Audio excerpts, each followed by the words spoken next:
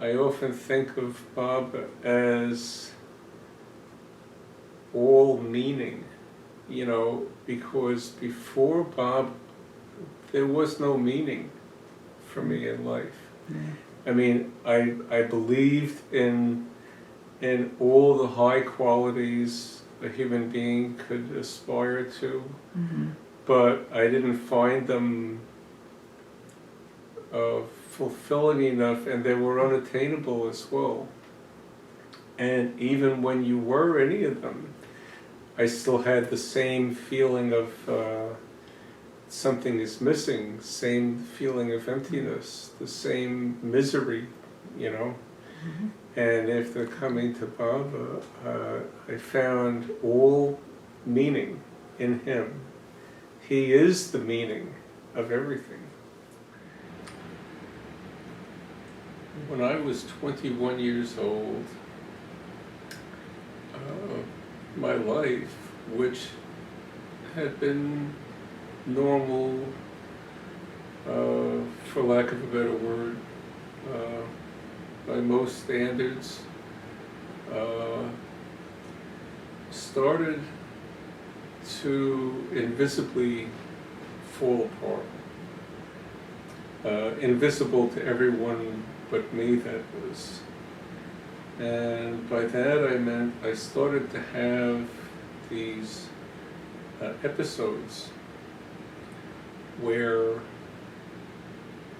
in the middle of whatever I was doing, all of a sudden a voice would start shrieking in my head, just a long, uninterrupted shriek. And it would always happen when I was home. It never happened when I was out, peculiarly enough. But it was very alarming, and whenever this shriek would start, when it stopped, I would find myself crumpled on the ground. So I must have passed out at some point shortly after it started. Well, I didn't think anything of it. I just kept on going about my regular life. I was living on my own at the time, and it started to happen with increasing frequency, whereas it was a random and rare event. It was something that started to happen with some regularity, to the point where a few times a week I would be having these episodes, and then even a little more frequent than that, a few times a week. And it got to the point where I was really becoming alarmed, and I started to think I was going crazy. Crazy in the sense of some kind of real madness, not an emotional distress or disorder, but something was really going terribly, terribly wrong with me. And I started to fear that I would end up becoming a vegetable, and that I would have to be cared for as a vegetable. I did not want this burden on my parents or anybody else, even though I was not living with them. Obviously, somebody was going to have to do something, and the idea of myself being this kind of a burden on anybody, it was something I couldn't even think about. And I'm not saying I was right, but nevertheless, this is what was going through my mind at the time. And at a certain point, I decided to commit suicide. And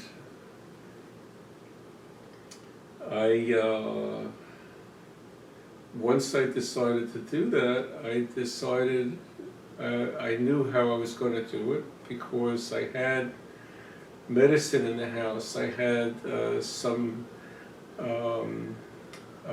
some codeine tablets. I had a bottle, really almost a whole bottle of codeine tablets left over from when I had had some teeth extracted. I only used one tablet, so the rest of them were there. I had been in a really bad car accident, and even though I was okay, when the doctor who examined me, he insisted that he said, are you shook up? And I said, no. He says, well, you might be shook up afterwards. And I said, I don't expect to. I feel fine. He says, and this is a man who must have understood post-traumatic shock syndrome, right?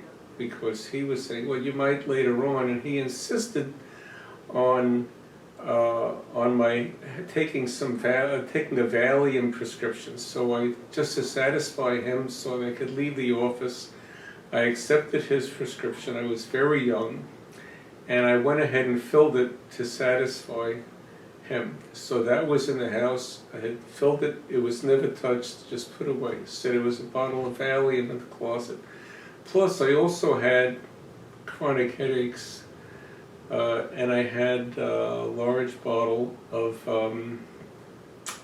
I can't even remember the name of it anymore, but it was a medicine that is now off the market. And in addition to the medicine in it that was the principal ingredient of it, there was also the equivalent of 2 aspirin in each tablet. So there were 100 of those, so that means like 200 aspirin plus this other painkiller. So I'm going to try and make this element of the story very short. It's just that it factors in to why I'm here today. Otherwise I wouldn't bother with some of the details of this. I took all of this medicine, but I was concerned about all the aspirin in one of the medicines. And aspirin can be caustic when taken in larger doses. And I was already suffering so much from these episodes, I didn't want any more pain.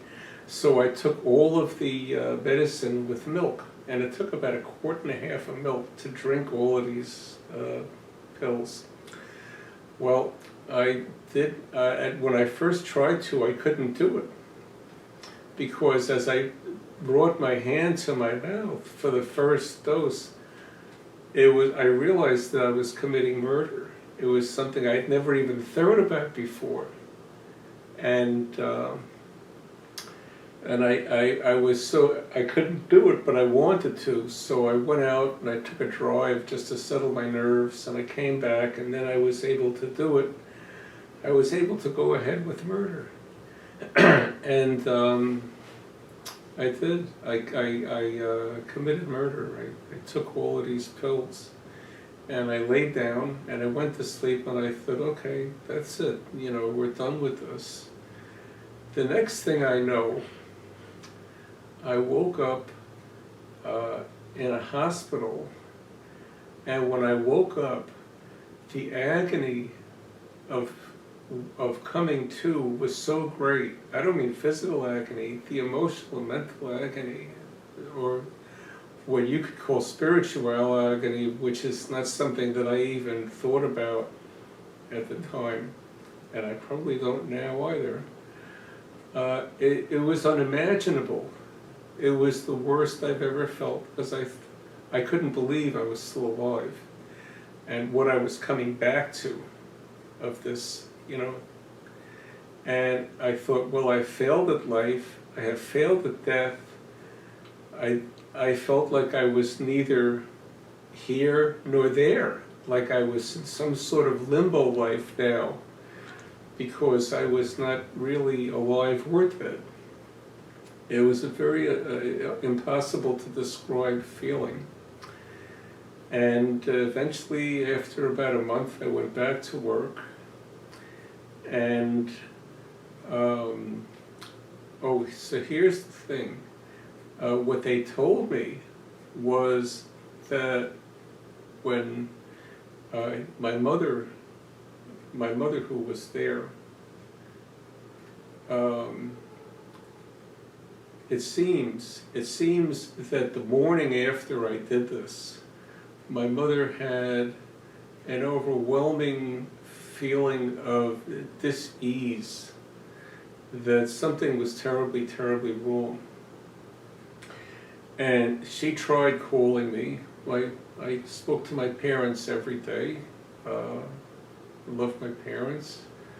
And there was no answer, and it didn't. My mother, who would normally have just brushed aside the thought, she did something that she and my father never did, which is come over unannounced. And they had a spare set of keys, emergency keys, and she rang my doorbell, no answer. Again, further ill at ease about this, especially because she could see my car was parked outside. So she did something else she's never done before. She let herself into the apartment building and into my apartment. And what she was faced with at that time is something I can't even imagine, nor do I ever hope to. You know, I wouldn't wish it on anybody, that you should see your child like that. Anyway, she called the police. They got me to a hospital, and what I found out on awakening was that they induced vomiting, and what happened was all of these pills were suspended in spoiled milk, because enough of this medicine had gotten absorbed into my bloodstream to start slowing everything down, you know, on its way to death. But at a certain point, digestion stopped, all the milk curdled, and held all the pills in suspension.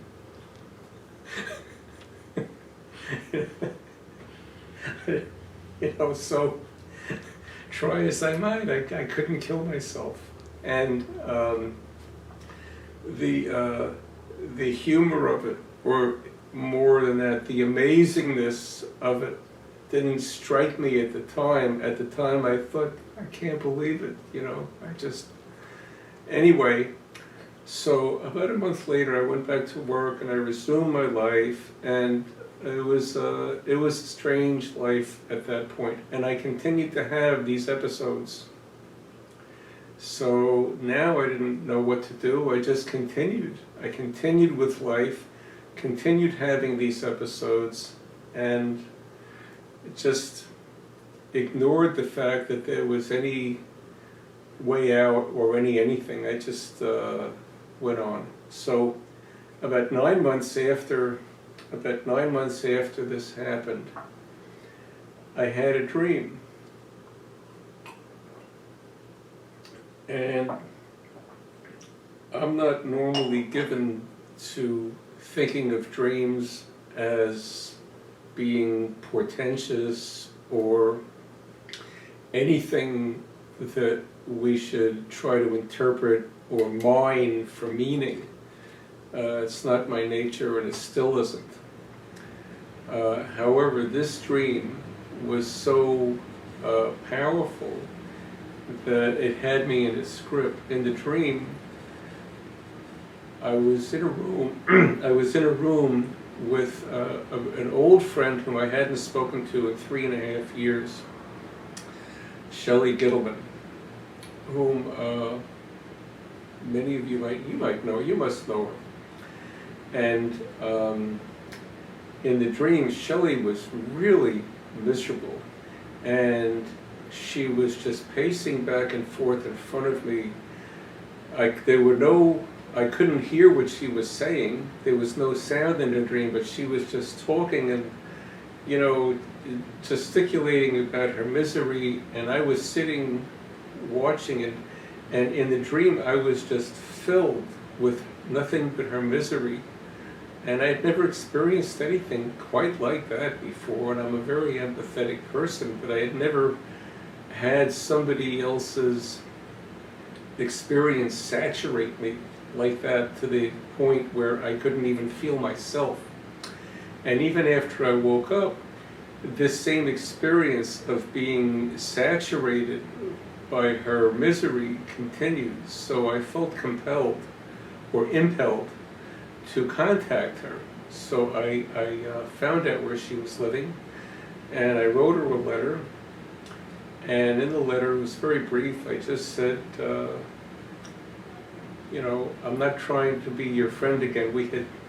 We knew each other in high school, and even though we were very close, we didn't have a boyfriend, girlfriend, but we were very close, but we stopped being friends by the time we graduated. We had sort of drifted apart. And I said, I'm not trying to start up a friendship again, and I don't hold dreams to be meaningful, but this particular dream is making me write to you. And I told her briefly the dream. And I said, please just tell me if you're okay or if you're not okay. Well, I got back a letter 2 days later that said, yes, I had been very miserable, but I'm feeling better now. I'm feeling like things are improving. Well, when I got this letter, I was overjoyed. Not because she had been miserable, but because in the state I had been, I felt completely alienated from every other living thing, every other living person and thing in the entire world. And this was the first and actual only person that I felt some sort of a connection to. And now I felt I had to talk to her, which is what I told her expressly I would not do in the letter. So finally, after 2 weeks, she relented, and I went to see her where she lived. So when I went to her apartment, she opened the door, we embraced hello, and as I looked over her shoulder, what did I see but a photograph of Meher Baba. So after I went into the apartment, I asked her, who's that? And she said, that's Meher Baba. And I said, who's Meher Baba? And she said, oh, he's my spiritual master. And I said, okay. And that was the end of that. Shelley said nothing about who Baba is, or who he is to her, or what he is in her life, or anything like that, or anything that he said. And that was the beginning and the end of the mention of Baba. Well, we caught up a little bit, you know, during my visit there, and we sort of reestablished contact and then continued to talk. But the thing is, about a month after I saw this photograph of Baba, which I did not think of again, and Baba never came up again after that. And I never thought about it, or him. I was at home, alone, you know, where I lived, and I was on the phone with a close friend of mine at the time. And all of a sudden, my room started to dissolve. And I said to my friend, I can't talk right now, goodbye. And I did something I've never done before since. I hung up on a person. I didn't even wait for them to say goodbye. And as I cradled the phone, the room finished. It completely dissolved. There was nothing left, not only of the room, but of anything. It was all gone. And I was, now this is difficult to describe. I was not floating. I can't even say that I was suspended, but I was just existing in what I experienced as love, infinite conscious love. And this is what I was experiencing it as, and don't tell me how I knew it was infinite, but I realized in the very next instant, it can't even be said to be the next instant, but almost like a minuscule, it was like an instant after the instant, but it wasn't the first.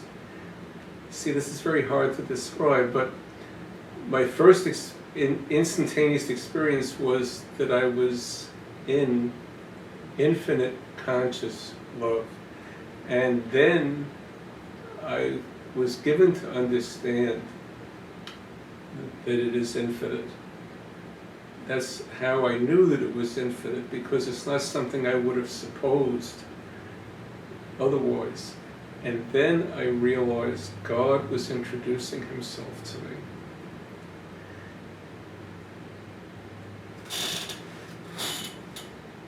And up until that moment, I had never been able to believe in God. It's not something you can make yourself believe. It's a matter of fact, you could say before this moment, I had always wanted to believe in God, but couldn't. I mean, unless he reveals himself, how can you believe in him? But there are many people who were born with that awareness of his existence. Nevertheless, I realized God was introducing himself to me, and we were communicating with each other, but without words. There was nothing to say.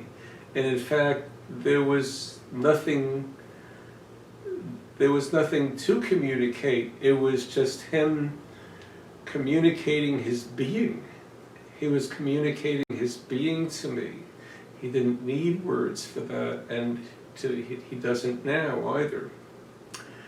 And my communication with him was, I don't even know how to describe it, the acceptance, the absorption is not right.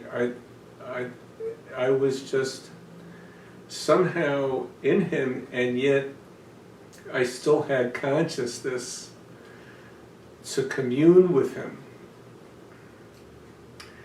And I realized that it was unusual, even at that moment, because there was a way in which I thought without words. It's amazing that I haven't just gone into him. He's allowing me, some part of myself, to experience this and think about it or ponder it, or not ponder, but to just be aware of what was happening rather than to just meld into him. And I realized he was introducing himself to me, and it was indescribable, really. It was not peace, it was not bliss.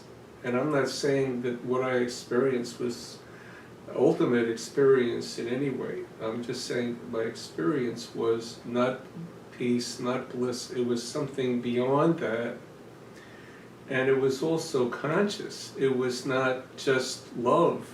It was not just a feeling. It was conscious love. And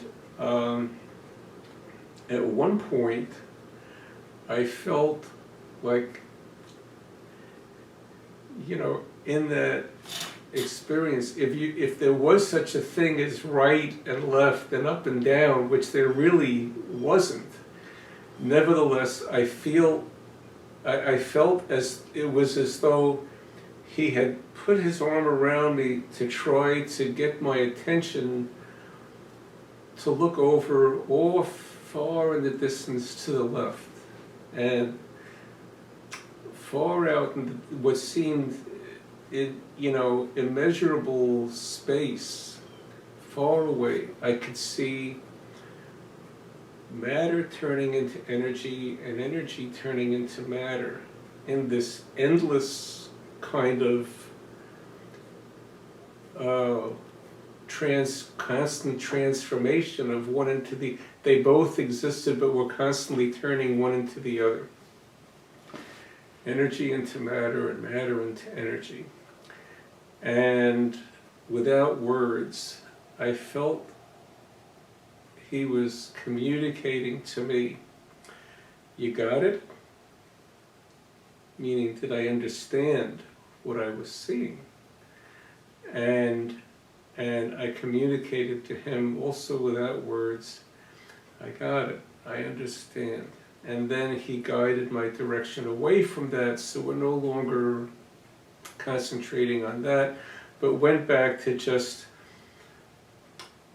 him just being whoever he is, and me just enjoying is not even the right word, but just existing with him, and yet somehow still myself, somehow whatever shred was left. And when I use the word he, it's not like now where I would refer to Baba as he, because on a certain level we think about Baba in a mundane way. We need to, we have to, because he is our master. But at the time, there was no feeling of God as he. I'm just using that because that's the way we talk.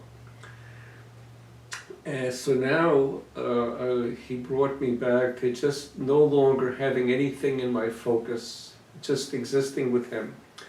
And again, he allowed me to have another thought. And I had this thought that this is like if I had a piece of lint in my pocket, and I could make that piece of lint feel my love for it, and somehow enable that piece of lint to love me. That's what this is like. I felt like a piece of lint in somebody's pocket that somehow, how can he be so big and I can be so small? I was actually having this thought, and I knew at the time he was allowing me to have a thought, to have some sort of a grasp of his being. And I thought, how can this be, that he's so big and I'm so small?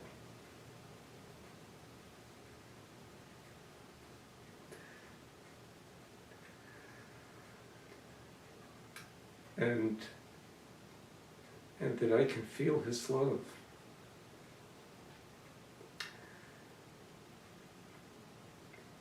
And that he could feel my love for him.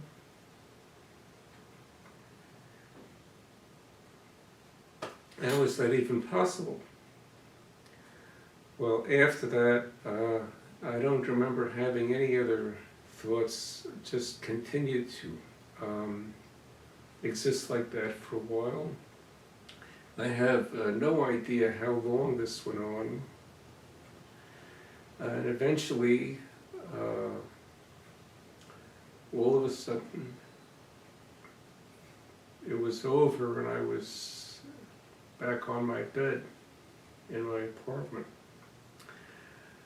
Well, when I say that this was not peace or bliss or anything like that, after this experience was over, then I had a kind of ecstasy that I also can't, it was sort of like an after effect. And now this ecstasy, it wasn't disturbing, but at the same time, it was hard to function with it. It was like an aftershock or an after effect of this thing. And so this ecstasy was really I didn't know what to do with it because I was here, and I had to go about my life, I imagined. And sometime later the next day, I called up Showi. I didn't know who else to call. There was nobody that I could tell this to that I felt would even have the faintest understanding of this. And I don't know why I felt that she would, but I somehow innately knew that Shelley would immediately understand this because she had always believed in God. And so I called her up on the phone and I told her what had happened. And she said, "Oh, Eric, that's wonderful. But what about Meher Baba?" So I said to her, "Oh, I know Baba's God." Now, who told me that? Nobody told me this.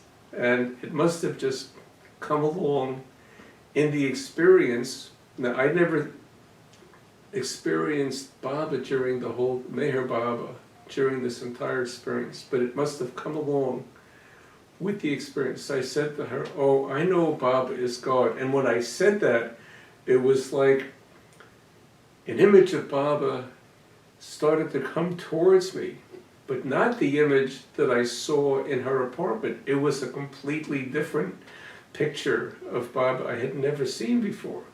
And then I said, "But I have my own connection to God, and I don't need Baba." And as I said that, Baba's face then drifted away into the distance and disappeared. So she said, "Oh, okay, that's fine," So after that phone call, I then started to go about trying to reassemble my mundane life. I started to go back to work. I didn't tell anybody where I worked about my experience, and in fact, I didn't talk much at all after that. It took a lot to keep together whatever focus I could to do my job, because I was also having this ecstasy night and day.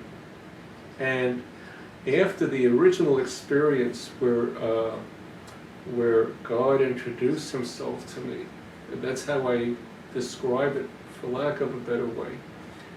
I lost my train of thought.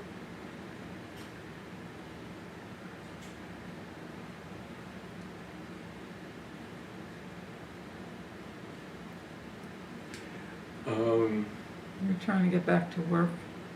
I was working and I was having trouble. I didn't talk to people primarily.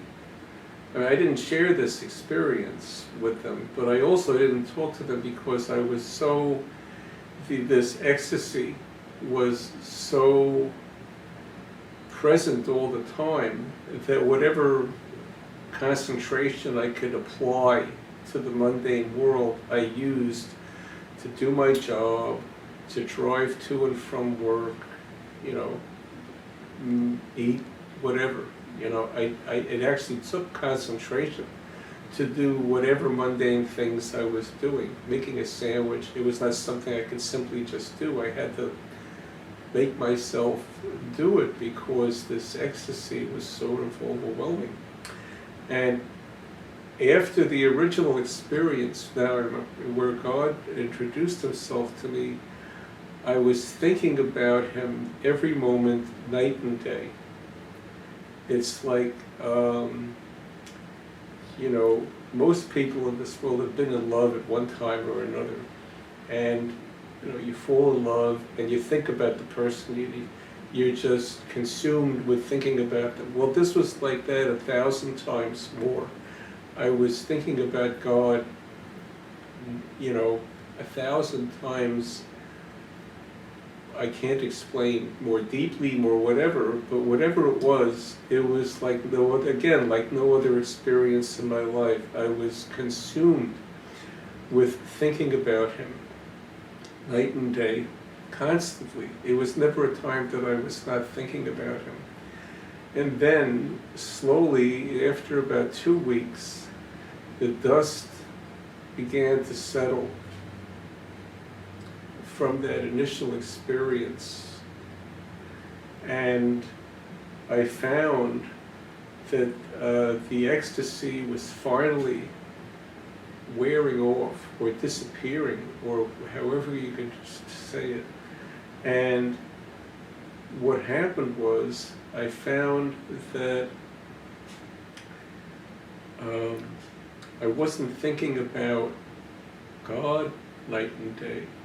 I was thinking about Baba constantly, night and day, without a break. It was an intensity without the intensity. You know, they're really, human language it's what we use all the time to communicate, but it's a very poor medium for communication. The intensity with which I was thinking about Baba was all consuming, and yet it wasn't intensity as we think about intensity. And it was as though he had put himself on a throne in my heart. Then I had another experience, but this was nothing like the first experience. And in this experience, the world didn't disappear, but it also was not a vision. It was, again, it was very, it was unique. I've never had any experience like this. It was as though Baba was before me, but it was as though he was before me in, the world was still there, but it was as though he was before me in all of his incredible majesty.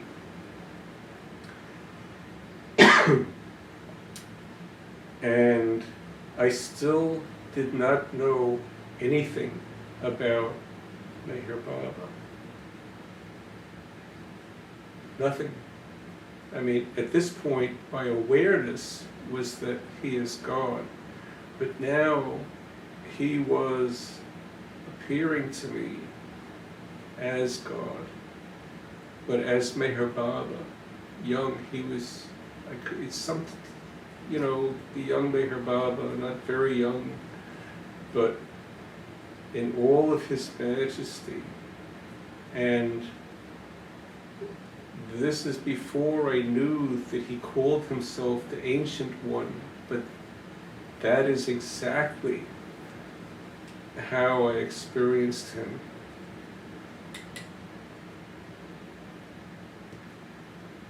In that moment, that he is whoever and whatever there ever was, far beyond anything that we think of as history, far beyond anything that we think of as the future. I experienced him as being the Ancient One. But there were no words for that. Just experienced him as, you know, as being ancient, the Ancient One, without thinking of it in words, as the Ancient One. And he was standing there like this. And he was wearing his just simple white clothing, which I found out later was the kind that he typically wore most of the time, just a simple white long shirt which I came to know as a sadhana, and simple, loose pants, but it didn't seem like something of any time. It seemed timeless, like his being. Meher Baba at that moment was absolutely the ancient, timeless being. And I experienced his power as being so overwhelming, but not power as we imagine it, of the power to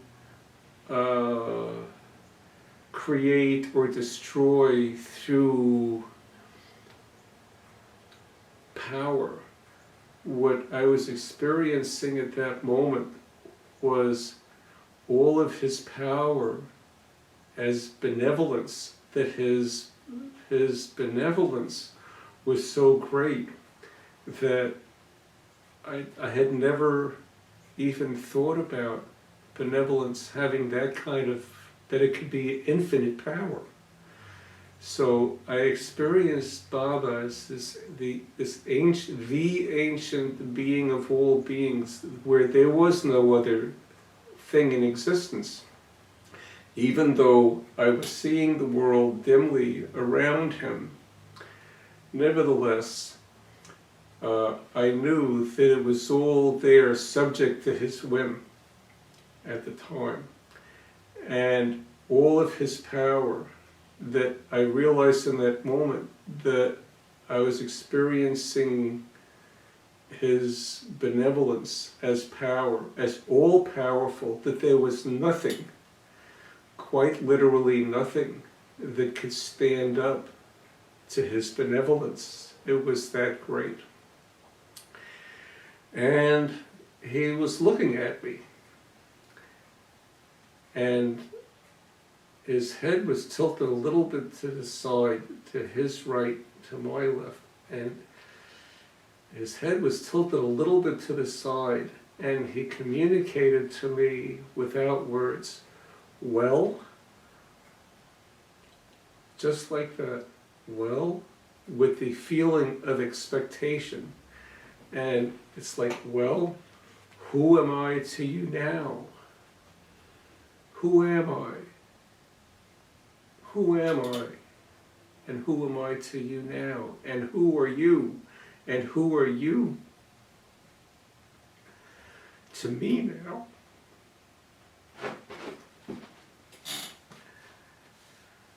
And I felt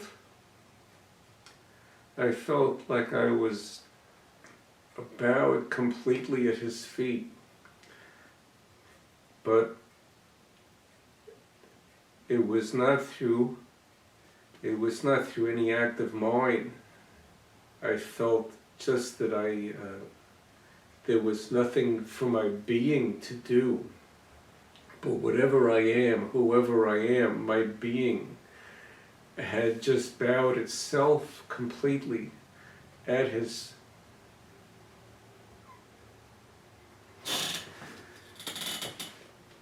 feet. And also, unbelievably, even though I was bowed at his feet, I was looking directly into his eyes, which is not possible. Nevertheless, that was the experience. I was bowed completely at his feet, but looking directly into his eyes. And in that moment, I knew that my life, whatever it is, and when I think of my life, I don't mean this life here in this area, but just my existence itself, whatever my petty existence is completely his. And that I will serve him forever, because there is nothing else that I can do. I felt absolutely impelled to serve him for the reason that this is what he deserves. He deserves nothing less. He deserves nothing less but absolute, complete service. And I knew that my service was nothing to him. There was nothing I could give him. Nevertheless, I felt,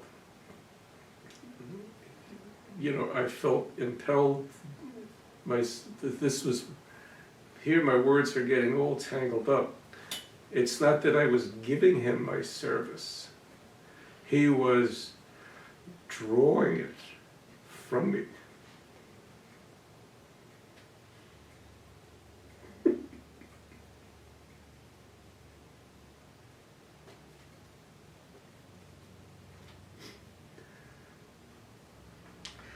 I really don't know why I'm crying. Even think about it, it's just overwhelming. It's not,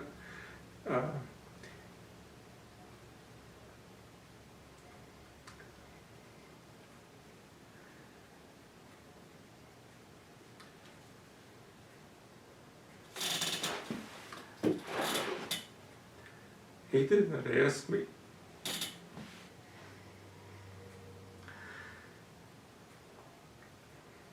He did not ask me for his service. He did not ask me to think about it. He just let me know what was what and who was who, and he took my service for his own, just like that. And even that,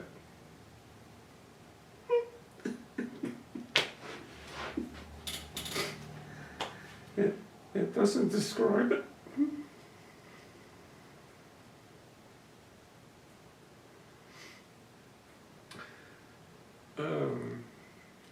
I really don't know why I'm crying. He just did not just made me his, he made me know that I was his. And anything that I can say about that right now will be something far less than the wonderful fact of it.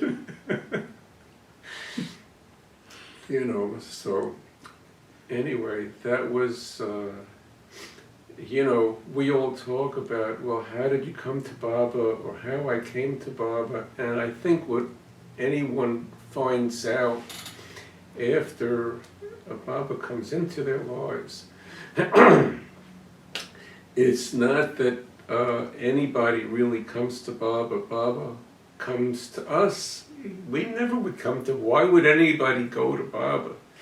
If anybody seeks him out, it's because he's pulling them in, or he's done something to prompt them to find him. But in the case of, I think, most people, he actually goes to them and finds them.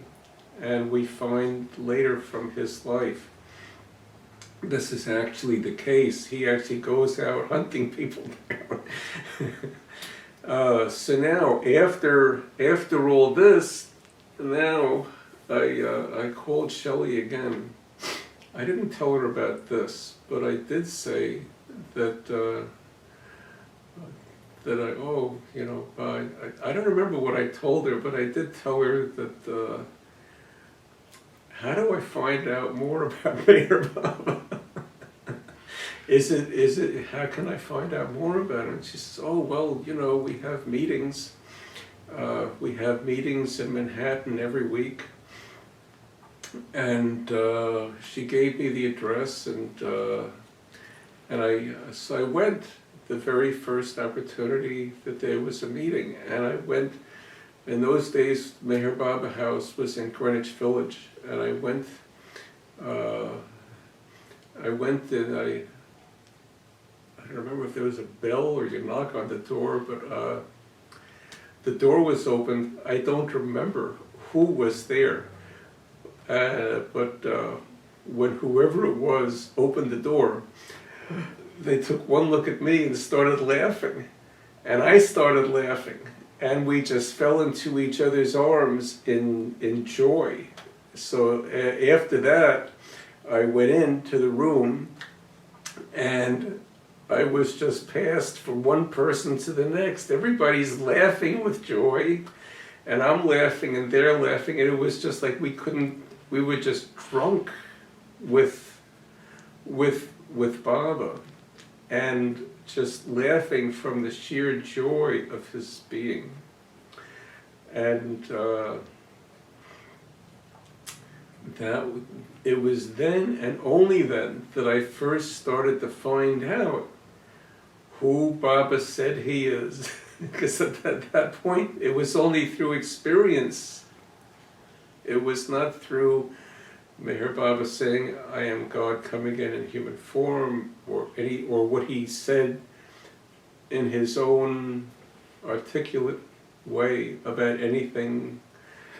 No, I didn't know any of that until afterwards. And it was after I came that I first found out what he said about himself, what he said about other things, what other people said about him, and started to learn the stories of his life. So that's how I came to Meher Baba.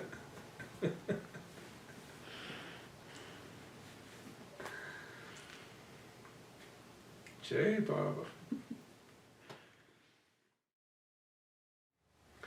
You know, Erich used a great phrase, a great word. He says, I'm just beholden to him. And as poor as language is, that sort of captures a bit of the feeling of, I think, for most people who love Baba, at a certain point, you just feel beholden to him. And there's, what else can you say? You know, it's impossible to understand him or what he's doing. We perceive a little bit of it, and you just, grateful is not enough. You know, love, how can I even say I love him if love doesn't adequately describe what I feel for Baba? We mostly really only know human love, and it has nothing to do with that. Right, he loves us, and we feel caught in his love for us and grateful for it, and, you know, beholden to him. That's all. Her story, it reminded me of this joke about this farmer who has a favorite mule, and all of a sudden the mule becomes sick. So he calls up the vet, and he describes the symptoms to the vet, and the vet says, oh, that's serious, but it's a very simple problem. You just go and get this medicine, and you know, he just tells him what medicine to get, and just give it to him 3 times a day, and he'll be back on his feet in no time. So the farmer goes and gets the medicine, but for the life of him, as sick as the mule is, he can't get this mule to open up its mouth and give him the medicine. Now he's getting desperate because the mule is getting more sick, weaker and weaker, and he doesn't want to lose this mule. So he calls up the vet, and the vet comes over. He says, okay, comes over, and he sizes up the mule and tries to give the mule the medicine. The mule won't have it. So he looks around and he sees a 2x4 lying on the ground. So he goes over to the mule, and he gets the medicine in one hand and the 2x4 in another. And he goes over to the mule and he whacks the mule on the forehead, right between the eyes with the 2x4. And the mule does that, and he opens up his mouth, and the doctor shoves the medicine into the mouth and closes the mule's mouth, and the mule swallows the medicine. And the doctor looks at the farmer and he says, he'll be okay now. You know how it is with some people. You just got to get their attention. So I felt like that, like Baba had to get my attention. That's really just how I, you know, I think about that moment where, you know, this is where he's standing there, and he says, well, you know, without saying well, he's just saying, well. And I think about that all the time because it is a defining and driving element, more than an element of my daily existence, you know, well, what are you going to do now? What are you going to do now? And I don't think I even said that, because it was, I think I forgot to mention that it's not just who am I to you now, what are you to me, who are you to me, but he also, in that well was also, what are you going to do now? You know, what are you going to do now? That's something I feel every day, you know. Not necessarily this ultimatum, not an ultimatum, it's more of, it's his love, you know, it's his benevolence. You know, when people think of God as being all powerful, they don't think of his benevolence as being all powerful. He doesn't even need to exercise all of his power as all powerful. He can exercise his benevolence alone as all powerful. There's nothing that can stand up to it. You know, I mean, he could use the all destructiveness as power, you know, and yet his benevolence is so great that everything dissolves before it, everything surrenders before it, everything just disappears into the nothingness that it is before it. His benevolence is so great. Yeah. We can't even begin to comprehend his benevolence. His benevolence is more powerful than 1,000 suns. You know, it is power. You know, it's not power in the sense of, oh, I forgive you. It's power in the sense that it is the real power, you know, of that things dissolve, things can't stand.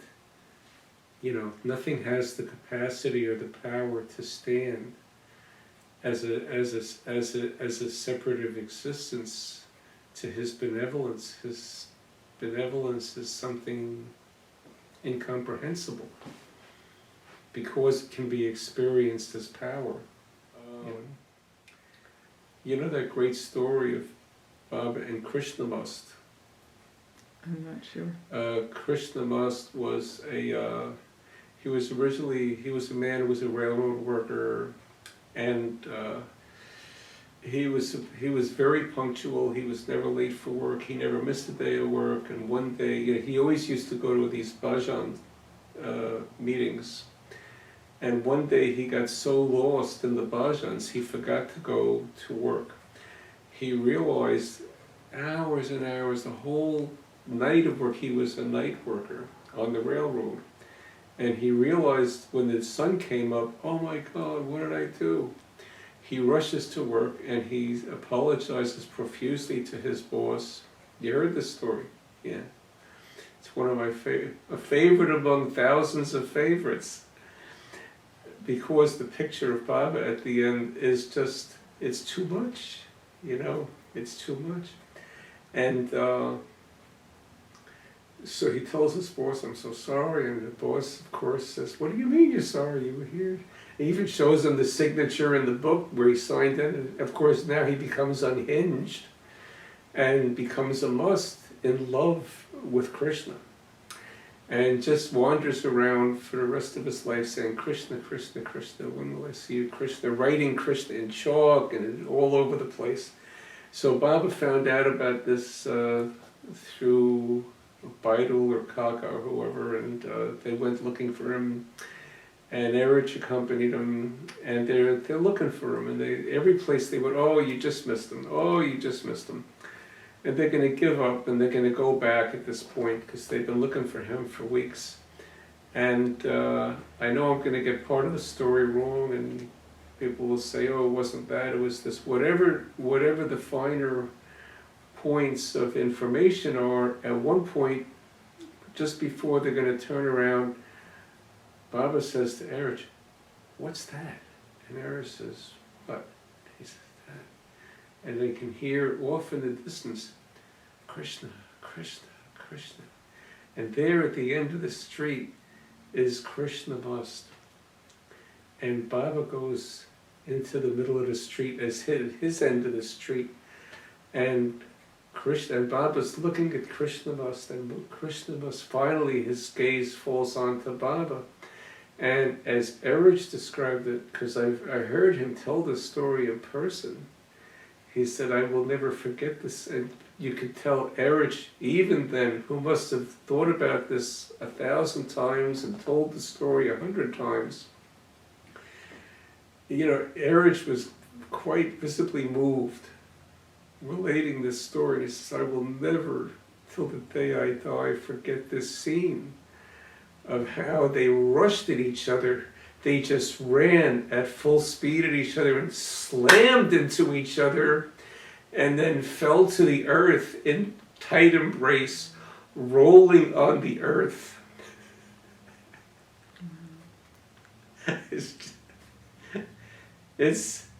It's one of the greatest stories. And it's not a story, that's the thing. Wow. Yeah. I grew up having a love and a desire for Jesus.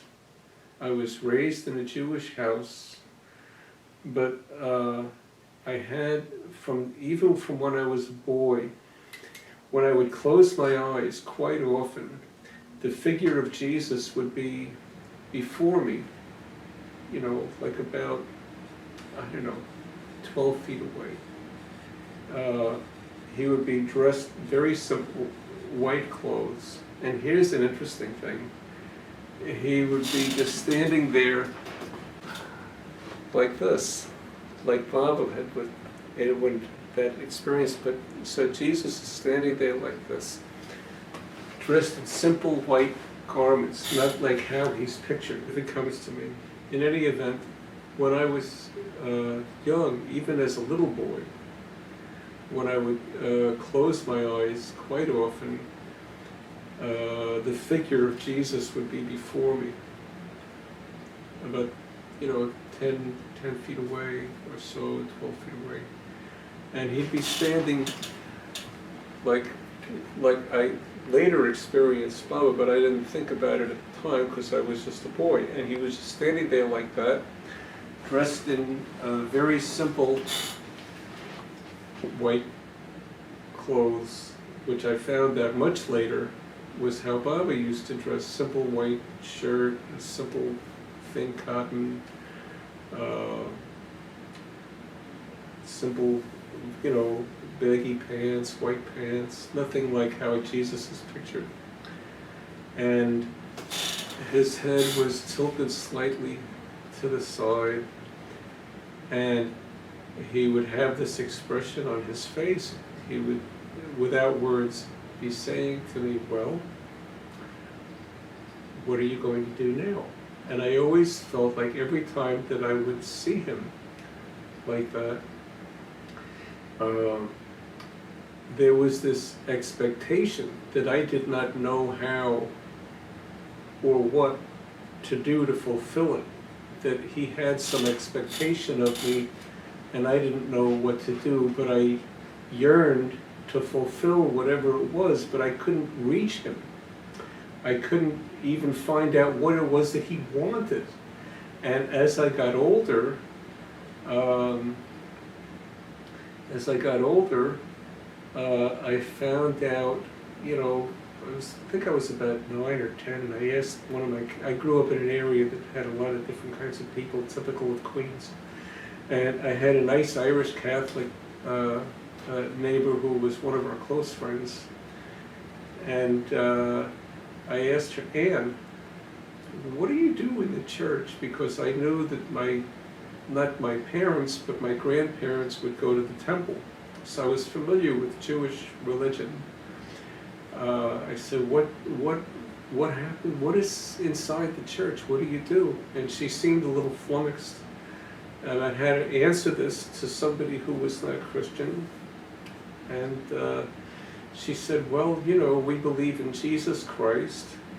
And when I heard that, it's almost like I didn't hear anything else that she said, because she started describing the different ceremonies that they did. Because by this age, I knew that the figure that I was seeing when I would close my eyes was Jesus, but I never associated him with any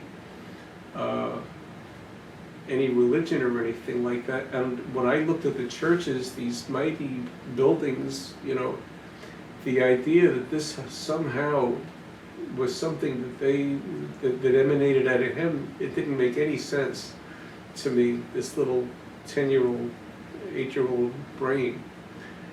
And then when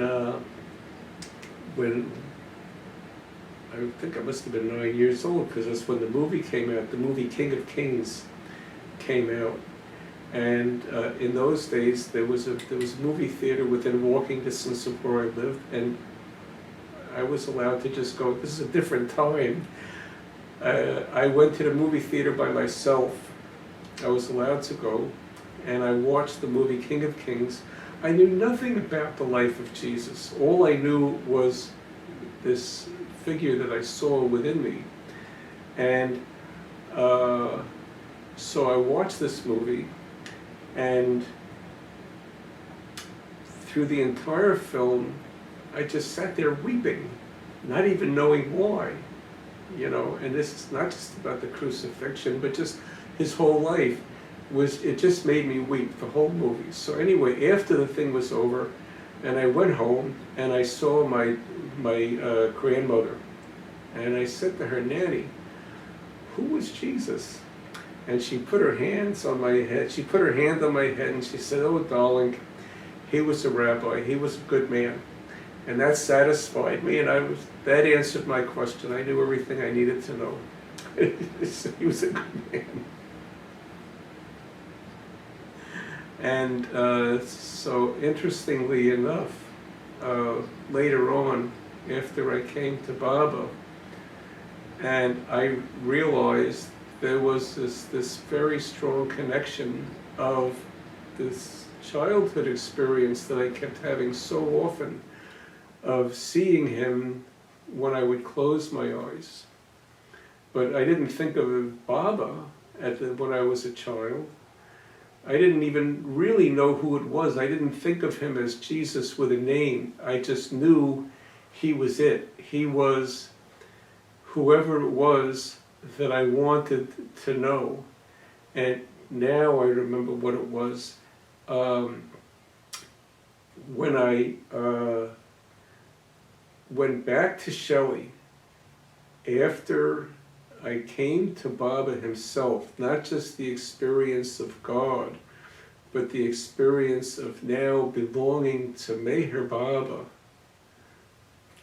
And I said, how do I find out more about Baba? And I said, what can you tell me about him? And I said, when did he live? And she said, well, he was born in 1894, and he dropped his body in 1969. And when she said that, it was like silent fireworks started going off inside of me, because my whole young life up to that point, I was 22 years old now, I had been trying desperately to reach Jesus, and I could not. Every time I would try to look through the spiritual books, the Bible, or books about him, it was like trying to separate fog, like trying to get back through the mists of time, and the more you push it aside, the more the mists of time would come in and close it off, and I could not reach him for the life of me. And when she said that he dropped his body in 1969, which was only 5 years ago, meaning 5 years prior to now, this moment that I'm talking to her about him, I thought, this just happened. He was just here. I can really find out about him.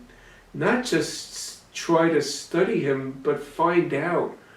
You know, in other words, I felt the immediacy of his presence here on earth was so immediate that it was still here. There was nothing long ago about it. It was part of the living moment that I was in at that moment there with her asking about him. So it was like everything that I wanted with Jesus was coming into light, and not as Jesus, but coming to fruition in Meher Baba, that he was the reality of everything that I wanted, and so much more. You know, so much more than whatever I experienced internally as a boy of that figure, whatever I thought of in terms of Jesus, the great historical figure. It was nothing compared to what I was experiencing as Meher Baba. This was not just the fulfillment of all of that, but so much more, so much.